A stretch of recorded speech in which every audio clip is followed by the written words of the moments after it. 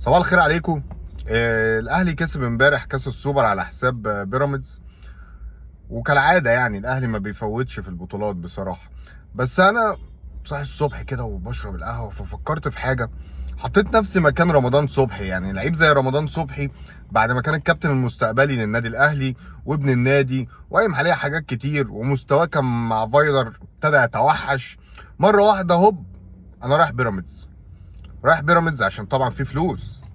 سيبك من قصه الطموح دي، هو 3 سنين هياخد فيهم 100 مليون. ما علينا من احمد فتحي وشريف اكرامي، واحد ما كانش بيلعب والتاني عايز لسه يكمل، فاللي هو يمشي. وعبد الله السعيد بعد ما مضى للزمالك الاهلي كده كده باعه. فسيبك من دول، انما بتكلم في رمضان صبحي اللي الاهلي فعلا كان محتاجه وكان عايزه وكان بيجري وراه. لكن انت دلوقتي يا عم رمضان قعدت 3 سنين وخدت ال 100 مليون. وطبعا انت هتيجي بقى تقول لي على البوست اللي منتشر دلوقتي وانت زعلان على الكلام ده، هو بيركب عربيته ورايح الساحل وما اعرفش والدنيا معاه حلوه.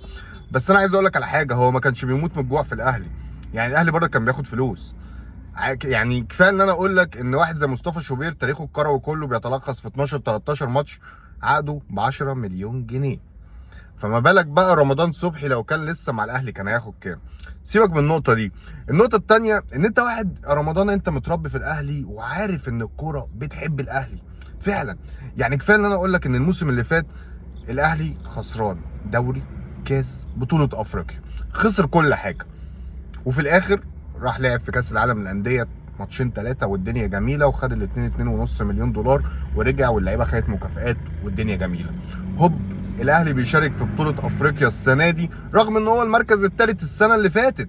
بس احنا عشان خدنا بتطبيق النص الاول او الدور الاول، والحاج عامر حسين ما كانش فاضي عشان ايه بيأجل الماتشات، كان بيطبق كده على ايه دور دومنا، فكان بيصحى متأخر فبينسى يحط الماتشات، فالماتشات كانت بتتأجل. فالمهم يعني احنا خدنا ايه بتصنيف الدور الاولاني، والاهلي ايه دخل بطولة افريقيا. هوب، الاهلي دخل بطولة افريقيا، اترزع 5 من سان داونز. ال5 دي انا بشوفها في فرق 5 و6 دي، في فرق بترجع تاني بعديها بسنتين 3، ولما بترجع مكسوفه بتتلب تاني.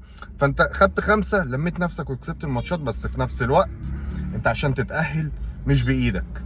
في سيناريو هيحصل ما بين سان داونز وما بين الهلال، وكده كده احنا عارفين، وفي ضربة جزاء في الآخر، وفعلا جت ضربة الجزاء في الآخر، وجي عمك أطهر الطاهر يشوط وتتصد والأهلي يصعد. تصعد، طب ماشي، ده انت هتقابل الرجاء. عارف الرجاء اقوى فريق هجومي في دوري المجموعات. تعالى يا معلم، كسبت 2 هنا، لا لا لا، سيبك من القصه دي، انت تروح هناك هتتروق. وتيجي ضربه الجزاء وهوب الواد يخش يشوط، تيجي في العارضه تقريبا اتشرخت، والماتش يخلص والاهلي يكسب عادي. طب بص يا معلم، انت هتروح تقابل الترجي. هتقابل الترجي.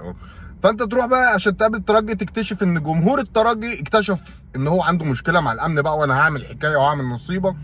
وهوب الكاف يمنع الترجي من ان الماتش يتذاع بجمهور او يقام بجمهور، وهتروح تلعب هناك ايه كماتش من ماتشات الدوري، وانت بتقابل الطلائع ولا بتقابل حرس الحدود. طب انت بعد ما شفت كل ده وانت متربي في الفريق وعارف ان فعلا الكوره بتحب الاهلي، تسيب كل ده؟ طب السؤال برضك، هو انت ما كانش هيجيلك فلوس؟ لا، ده انت كان هيجيلك رقم. كفايه ان انا اقول لك ان انت بعد ما رحت بيراميدز انت ما جالكش حتى اعلان لهشام ربيع الحلاق على قصات الشعر، ما جالكش اي حاجه. انت ماشي من الاهلي كنت عامل اعلان.